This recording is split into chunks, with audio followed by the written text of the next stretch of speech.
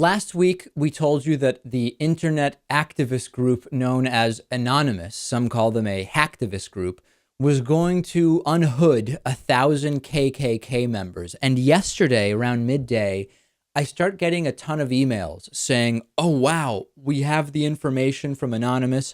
There are 4 sitting Republican senators who are KKK members. There are sitting mayors. There are all sorts of public officials who are KKK members. Media went crazy. It was reported on Daily Kos and Politics USA, USA Today, The Root, Huffington Post, etc.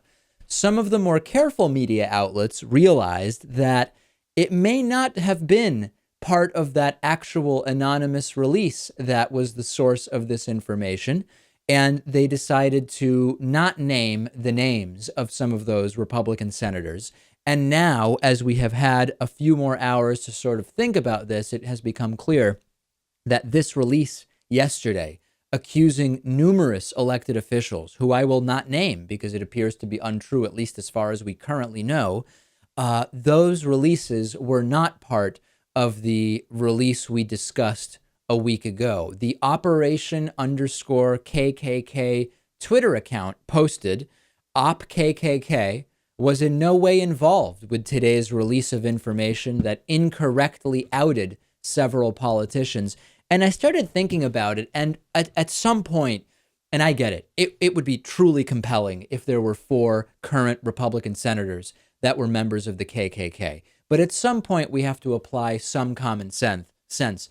The KKK is very small, right? The overall white male population, which is sort of the, I don't know, population that the KKK draws from, is huge, but actual KKK membership is very, very small. Some people estimate 3,000 to 5,000 people.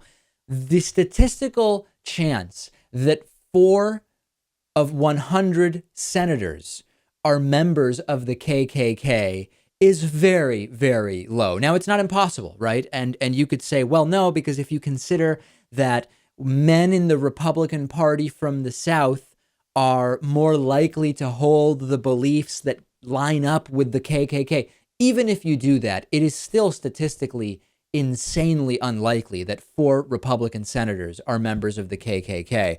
As Mediaite put it, you'd have to believe that a Klansman is roughly 10,000 times more likely to become senator than the average American.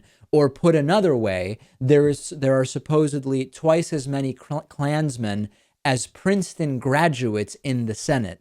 That just does not make sense. Now, without naming the politicians involved, because I just don't think it's fair to them to continue bringing them up, because it doesn't appear that these releases were at all accurate.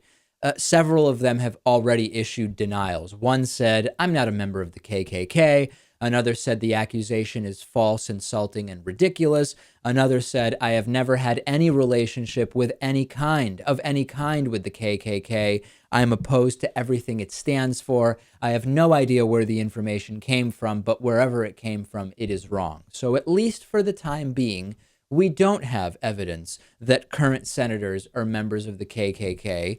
Sometimes people do want to believe something so badly that they forget to apply common sense. And I think that is exactly what happened here. We will keep an eye out for the actual release of the 1,000 KKK members that OpKKK of Anonymous says they will be releasing. It just hasn't happened yet.